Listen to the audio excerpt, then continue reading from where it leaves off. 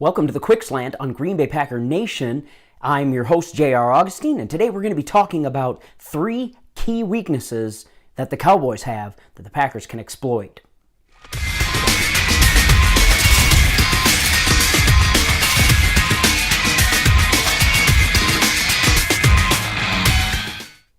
The Packers' Week 5 matchup against the Cowboys is going to be a big one. Not the biggest of the season so far, not by any stretch of the imagination. That was definitely the Atlanta Falcons game. However, this one is going to be a big game. We're traveling on the road down to the Cowboys Stadium, and so they have the home field advantage to start with. Also, they're coming off that stinging loss to the St. Louis Rams, to the Los Angeles Rams, and so they're going to be motivated to not only show up big time in front of their home crowd, but also to get back on track in some manner. Also, if the Cowboys drop this game, they drop to below 50% for this season, and they don't want to do that, obviously. So they've got a lot of motivation. Of course, you also have to play football, so motivation's not enough. And I think there are 3 really key weaknesses they have that the Packers can exploit. The first of these is the running back pass out of the backfield. Todd Gurley had a lot of success in the Rams win over the Cowboys with that running back pass. He caught the ball 7 times for 94 yards and 13.4 yards per catch. Now, I don't think we have a running back on our roster that has the talent that Todd Gurley has, but I think we've got enough talent that we can really take advantage of this opportunity. If Ty Montgomery decides he's going to go, well, obviously a wide receiver converted running back is an ideal running back receiver out of the backfield. So he could chew up some yardage, might even kind of get him out in space where if those ribs are kind of bothering him, maybe he doesn't take such nasty hits. Maybe he can take more glancing blows and still chew up a lot of yardage.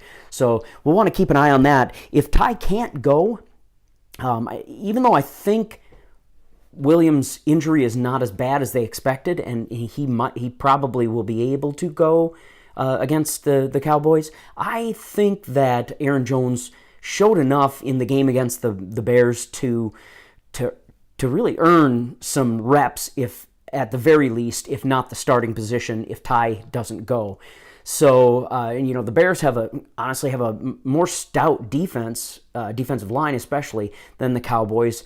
The Cowboys are not the same Cowboys we met in the playoffs. So, I think we can capitalize on that catch out of the backfield with a running back. So keep your eyes on Ty Montgomery, Aaron Jones, or even Williams if he's in. The second one is Cobb out of the backfield.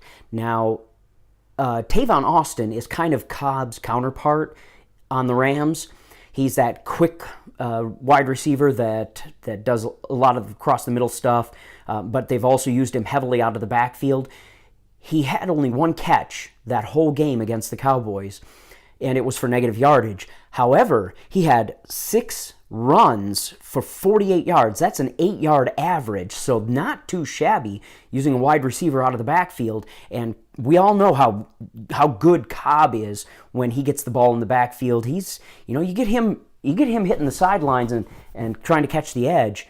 He really can make people miss, and he can chew up some yardage. So I would keep an eye on Randall Cobb in this game, especially since not only unlike Tavon Austin, Cobb can catch the ball pretty well, but he can also chew up yardage running the ball if we choose to do so. So watch for Cobb to get some yards on the ground.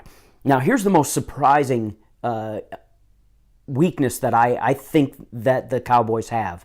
There was a lot of discussion about the fact that the Cowboys aren't the same Cowboys team we met in the playoffs. They just don't have as stout a defense. Their offense, people have apparently, to some degree, figured it out. Well, I got to thinking the Rams allowed the Cowboys to score 30 points. So the question then is that the Cowboys doing well, or is that the Rams defense not doing so well?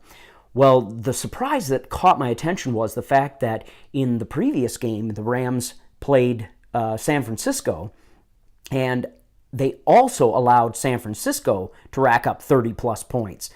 So what that tells me, and this was a San Francisco offense that was led by Brian Hoyer, who has a passer rating of like 67.8 is his passer rating this year.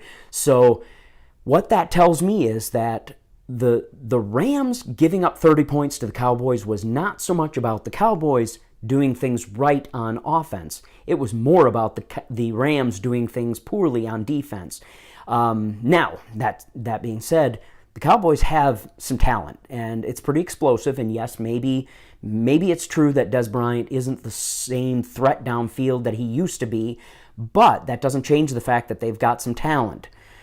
So they could have an explosive game at any point, regardless of how well our defense plays, but I really think that our defense is going to have some good success against the Cowboys. So I would look for our defense to shut down the Cowboys on the first couple of drives, and our offense to score some points, get us out ahead, and us just to maintain a lead for the entire game. I expect to come out of this one with a win. So those are my 3 keys. If you haven't subscribed to the channel, would love for you to do so, and definitely hit that little bell notification so you get notifications when we post. We have my quick slant. My brother has his out of breath arm sore Packer minute. And definitely jump down in the comments. Let me know what you think about this game. Is this kind of a trap game where the Cowboys are going to come in motivated and they're going to shock the Packers, or are the Packers going to come out with another dominant win? Until then, go Pack.